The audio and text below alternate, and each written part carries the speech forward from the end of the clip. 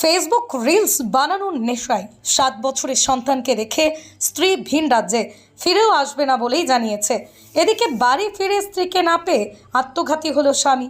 এই ঘটনা রাজগঞ্জ ব্লকের মাঝিয়ালি গ্রাম পঞ্চায়েতের বড়ভিটা সরকারপাড়া এলাকায়। মৃত যুবকের নাম বিপ্লব সরকার, বয়স 36। রবিবার রাতের এই ঘটনাকে কেন্দ্র করে চাঞ্চল্য ছড়িয়েছে। জানা গেছে বিপ্লব সরকারের সাথে প্রেমের সম্পর্ক ছিল হলদিবাড়ির বাসিন্দা প্রিয়াঙ্কা রায়ের।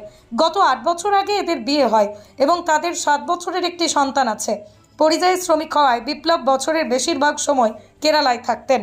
পরিবার সূত্রে খবর, প্রিয়াঙ্কা বছরখানেক ধরে ফেসবুকে রিলস বানাতো, যা কিছু মাস থেকেই বেড়ে গেছে। এই রিল তৈরির মাধ্যমে একাধিক ব্যক্তি ও মহিলার সাথে সম্পর্ক তৈরি হয়েছিল। তাদের সাথে বিভিন্ন জায়গায় যেত, যা নিয়ে পরিবারে অশান্তি লেগে থাকতো। সম্প্রতি প্রিয়াঙ্কা সন্তান রেখে হলদিবাড়িতে বাপের বাড়ি চলে যায়। গত মঙ্গলবার বাজারে যাবার নাম করে আর বাড়ি ফেরেনি। এরপর বাড়িতে ফোন করে জানায় সে ব্যাঙ্গালোরে আছে আর বাড়ি ফিরবে না। এই খবর পাওয়ার পরে কেরালা থেকে বাড়িতে আসে বিপ্লব।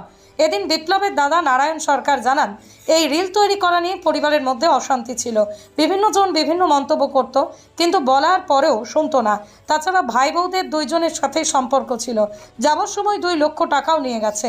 খবর শুনে বাড়ি ফিরে আসার পরেই বিপ্লব বিষয়টি সহ্য করতে না পেরে আত্মহত্যা করেছে বলেই জানান তিনি। ওর নামে কেস করে দিয়েছে। কে বলেছে এটা? ওর বউ?